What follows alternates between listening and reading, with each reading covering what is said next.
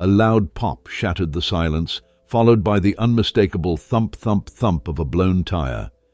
Richard Langston clenched the steering wheel as his luxury Mercedes wobbled to a stop on the side of a deserted country road. The Kentucky sun blazed down mercilessly, turning his pristine silver car into a scorching metal oven. He cursed under his breath. This wasn't supposed to happen. He was Richard Langston, a man who had spent his life building empires, making million-dollar deals, and ensuring that things always worked in his favor.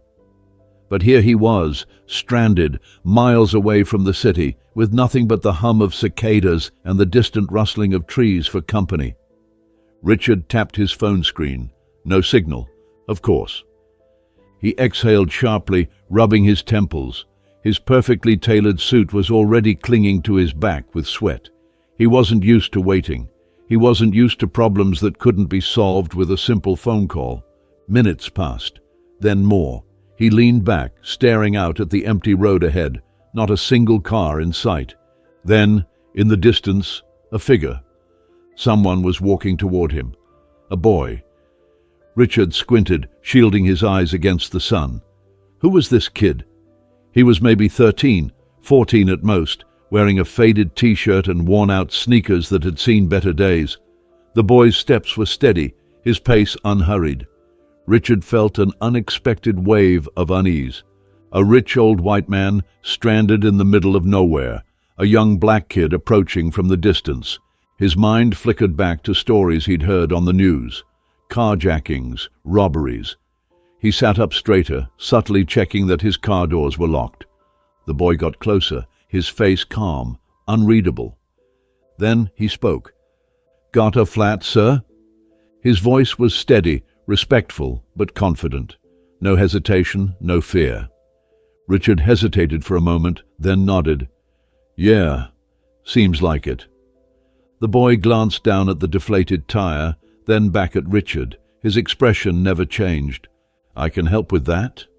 Richard blinked. "What?" The boy was already stepping forward, his hands resting on his hips. "My grandpa taught me how to change a tire last summer," he said. "You got a spare in the trunk?" For a moment, Richard just stared at him. This kid didn't ask if he needed help. He didn't hesitate or wait for permission. He just offered. Still, something inside Richard bristled. He had spent decades building walls, carefully selecting who he trusted and who he didn't. He had lived his life in boardrooms, shaking hands with billionaires, making deals with people who had power. And now, here he was, being rescued by a kid in dusty sneakers. He hesitated a second too long, and the boy must have noticed. "I promise I won't break anything," the kid said, cracking a small grin. Something about his tone, easygoing, unbothered, made Richard feel foolish for even hesitating. With a slight nod, Richard popped the trunk. The boy grabbed the jack and wrench, rolling up his sleeves like this was just another Saturday afternoon chore. He knelt down, placed the jack beneath the car, and started lifting the vehicle with strong, practiced movements. Richard watched in silence. He wasn't sure what shocked him more, the boy's skill or the quiet confidence in the way he moved. No wasted motions, no second-guessing. This was just another problem to solve. Richard had seen grown men in high-powered meetings crack under pressure. He had watched investors crumble when deals went south. And yet, this kid who had no reason to help him, no obligation, no incentive, just did. Minutes passed. The boy worked swiftly, replacing the tire with the efficiency of someone twice his age. Richard found himself feeling something he hadn't felt in a long time: useless. By the time the boy wiped his hands on his jeans and stood up, the job was done. "All set," he said simply. No bragging, no waiting for praise. Richard reached into his wallet, pulling out a crisp $100 bill. "Here," he said, extending the money. "I really appreciate it."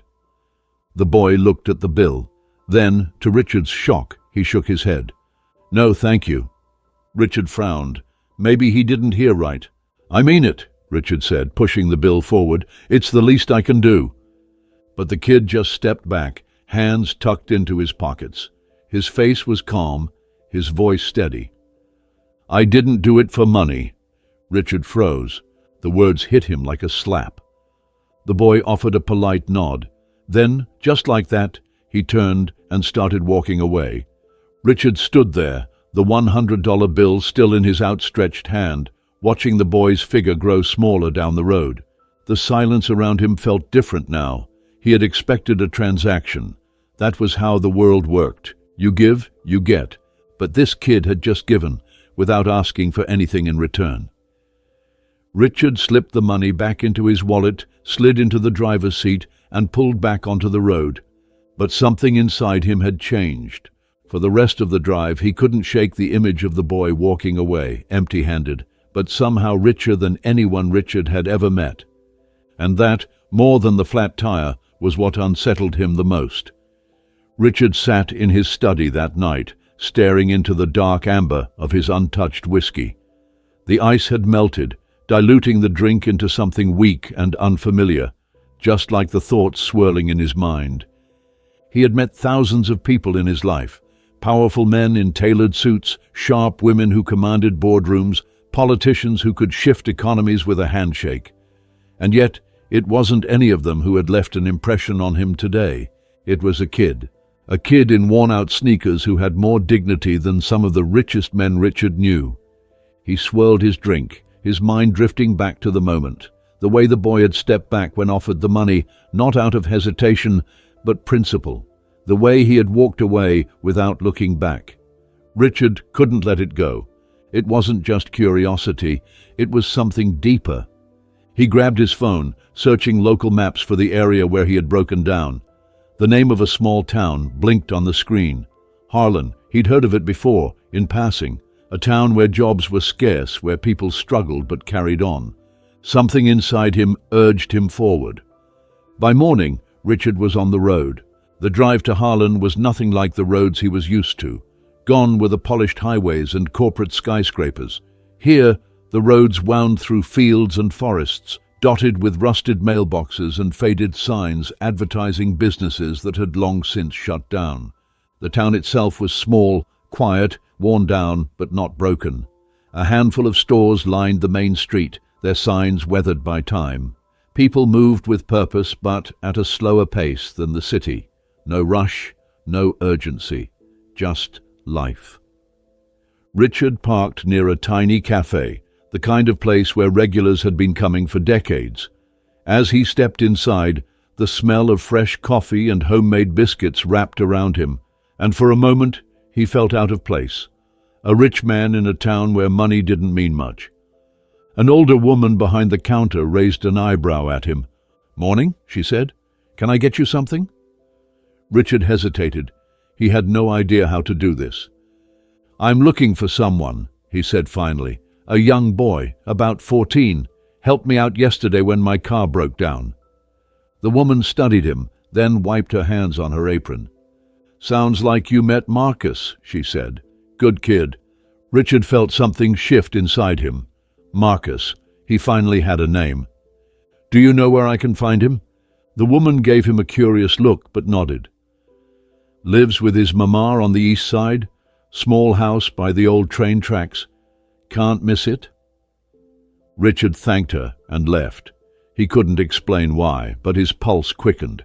He felt like he was stepping into something bigger than himself, like he was about to change something.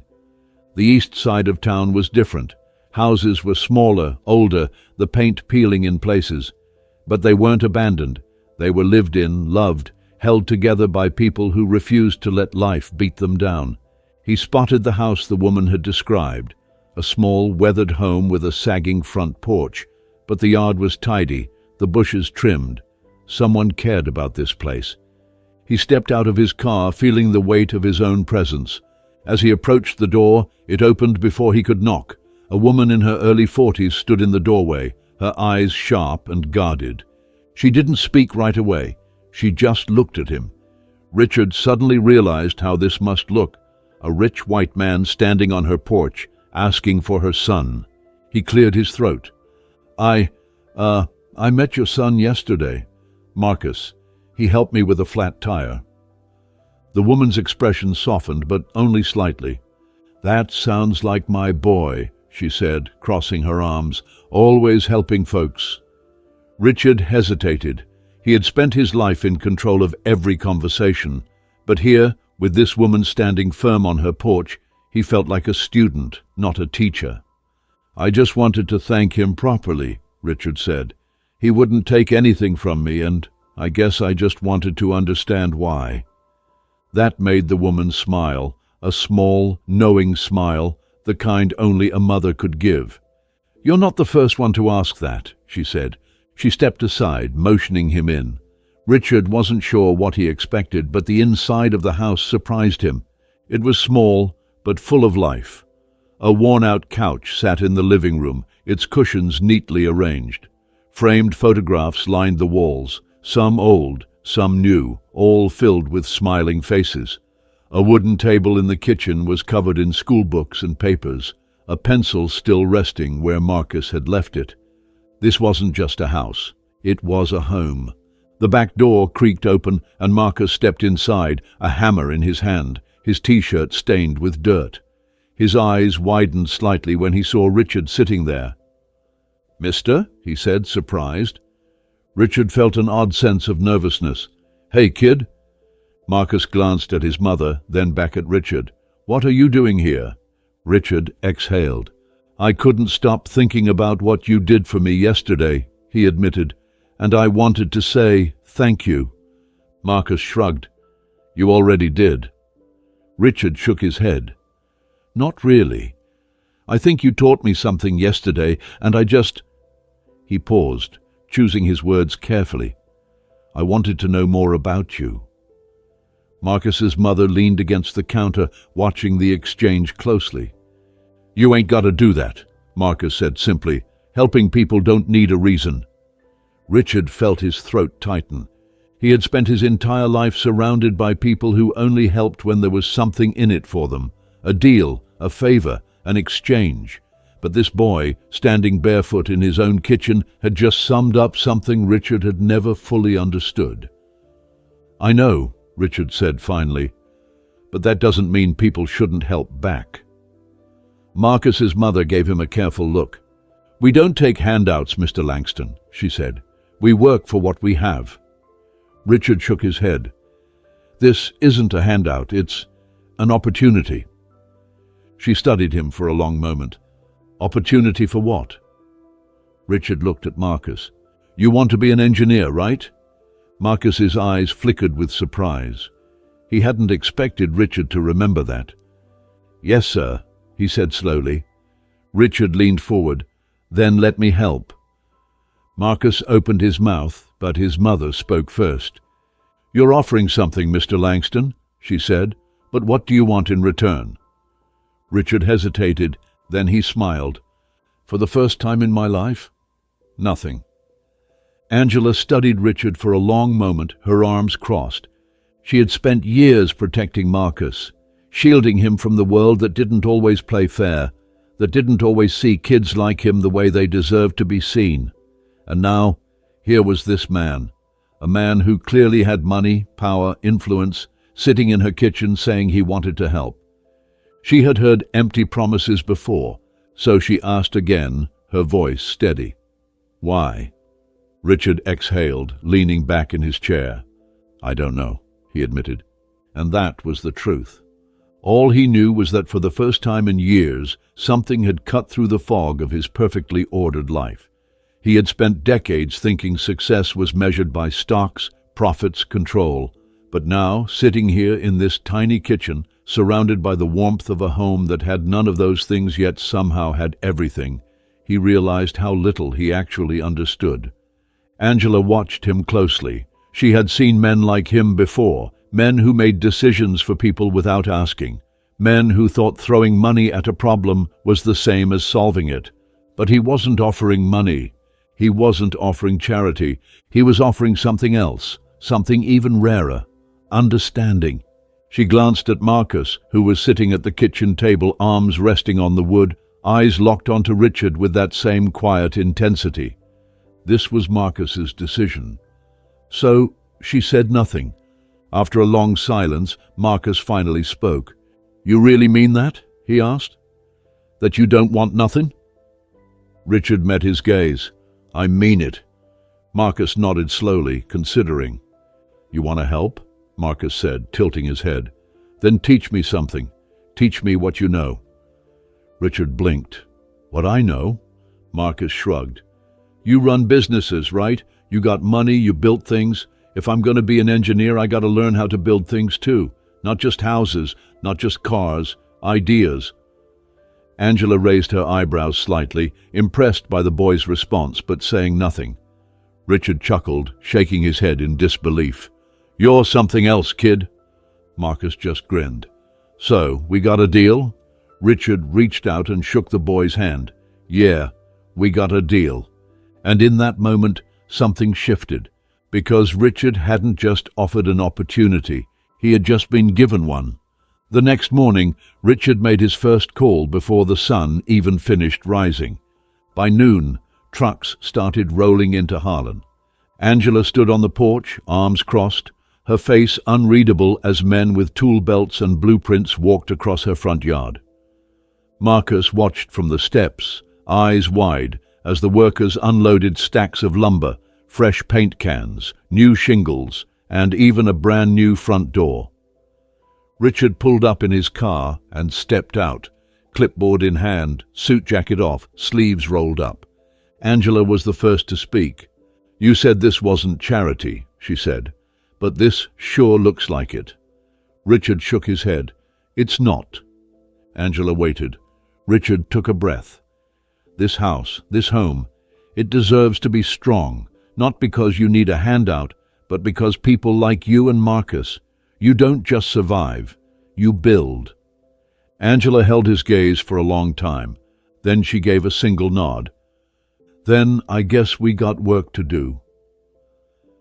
The renovations weren't just about fixing a house, they were about something bigger. Marcus watched every move the workers made, asking questions, taking notes, even getting his hands dirty. He learned about load-bearing walls, foundation work, insulation. He held the measuring tape, calculated angles, learned the science behind structures. And Richard, he found himself teaching things he hadn't thought about in years. Not just how to build a house, but how to build something that lasts. "You want to be an engineer?" Richard asked one afternoon as Marcus helped carry planks of wood. "Yes, sir." "Then let me tell you something." Richard leaned against the frame of the house, wiping sweat from his brow. "The best engineers don't just know how to build, they know why." Marcus frowned slightly. "What you mean?" Richard gestured to the workers around them. "Anybody can follow a blueprint. Anybody can nail boards together. But the ones who make a difference? They build with purpose. They build to change something." Marcus was quiet for a long moment. Then he nodded, like he understood something far bigger than construction. The next day, when the roof was getting replaced, Marcus stood beside the foreman, watching as the workers moved in unison. "Why y'all doing it that way?" he asked. The foreman raised an eyebrow. "Because it's the strongest method." Marcus nodded, absorbing every word. "Okay, so what if we angled the beams differently? Would that make it last longer?" The foreman paused, surprised. Richard, standing a few feet away, just smiled. Marcus wasn't just learning, he was thinking. And that was something Richard hadn't seen in a long, long time. As the house transformed, so did Marcus. And so did Richard. The final week of renovations felt more like a celebration than a construction project. Neighbors stopped by every day, some just to watch, others to pitch in where they could. Mrs. Thompson from down the street brought fresh cornbread and sweet tea. Mr. Ellis, a retired carpenter, offered to help sand the new porch railing. Even the kids from the neighborhood came running over, wide-eyed at the sight of real construction work happening right in their own community. And Marcus? He wasn't just watching anymore, he was leading. By now, the workers weren't just tolerating his questions, they were asking him for input. "Hey Marcus, come check this out. Think this beam placement will hold?" Marcus ran over, hands on his hips, inspecting the setup with the same thoughtful expression Richard had seen businessmen use when closing million-dollar deals. "It'll hold," Marcus said, "but if we shift it a little this way, we could take some weight off that side." The foreman looked at Richard and let out a low chuckle. "He's got a good eye," he said. "Kid's thinking like an engineer already." Richard smiled. For the first time in a long time, he wasn't thinking about money. He wasn't thinking about deals or investments or numbers on a stock ticker. He was watching something real being built. And it wasn't just the house. It was Marcus. It was his future. It was Richard himself. That evening, as the sun dipped low, casting an amber glow over the nearly finished home, Angela walked onto the porch with 2 glasses of iced tea and handed one to Richard. "I gotta say," she murmured, watching Marcus laugh with the workers, "I didn't expect all this when you showed up on my doorstep." Richard let out a breath, staring at the boy too. "Neither did I." Angela glanced at him. "So what now?" Richard was silent for a moment. "I don't know," he admitted, "but I'm not done yet." Angela smirked. "Didn't think you would be." She took a sip of her tea, then added, "Marcus told me you offered to teach him business." Richard nodded. "He's got the mind for it," Richard said. "I can see it, the way he looks at problems, the way he questions things." Angela exhaled slowly, staring at the horizon. "He's always been like that. His daddy was the same way, always thinking, always dreaming." Richard heard the past tense. He didn't ask. Some things didn't need to be said out loud. Instead, he looked back at Marcus, who was now balancing on a wooden beam, pretending it was a tightrope while one of the younger workers laughed. "He's got something special," Richard said quietly. Angela nodded. "I know." Then she looked at Richard. "Just don't make him forget who he is." Richard met her gaze, and for the first time in a long time, he felt a responsibility that had nothing to do with business. "I won't." The last day of the renovation felt different. Not because the work was done, not because the house was new, but because something deeper had changed. Marcus stood in the front yard, staring at his home, the home that now had a new roof, new walls, a fresh coat of paint. The broken swing set in the backyard had been replaced. The sagging porch had been reinforced. The place that had once been just a house trying to hold itself together now stood strong. Angela stood beside him, her eyes shining, but her face steady. She had never been one to cry, not even when times were hard. But even she had to clear her throat before speaking. "This isn't just a house anymore," she said softly. "It's a home." The workers clapped, the neighbors cheered, but Marcus just stood there. Richard watched him carefully. "You okay, kid?" Marcus looked at him, then at the house again. He nodded slowly. He swallowed, looking around at all the people, the workers who had come to respect him, the neighbors who had brought food, his mother standing beside him, strong as ever. Then his eyes locked onto Richard's. "I want to do this," Marcus said. Richard frowned. "Do what?" Marcus turned, looking at him with a new kind of determination. "This, what you did for us, I want to do it for other people." Richard felt something tighten in his chest. "You do?" Marcus nodded. "I don't just want to build things. I want to fix things." Angela smiled. "Sounds like my boy." Marcus hesitated, then said, "I was thinking, maybe you could teach me more than just business. Maybe you could show me how to make a difference." Richard exhaled. He hadn't expected this. He had come here thinking he was helping a kid, but somehow, in the process, this kid had helped him. For the first time in his life, Richard Langston wasn't just building wealth. He was building a legacy. He placed a hand on Marcus's shoulder, looking at him not as a kid, but as someone who was about to change the world. "You already are, Marcus." The boy grinned. Richard smiled back. And just like that, everything, his life, his purpose, his future, shifted. Because for the first time in years, Richard Langston had finally built something that mattered.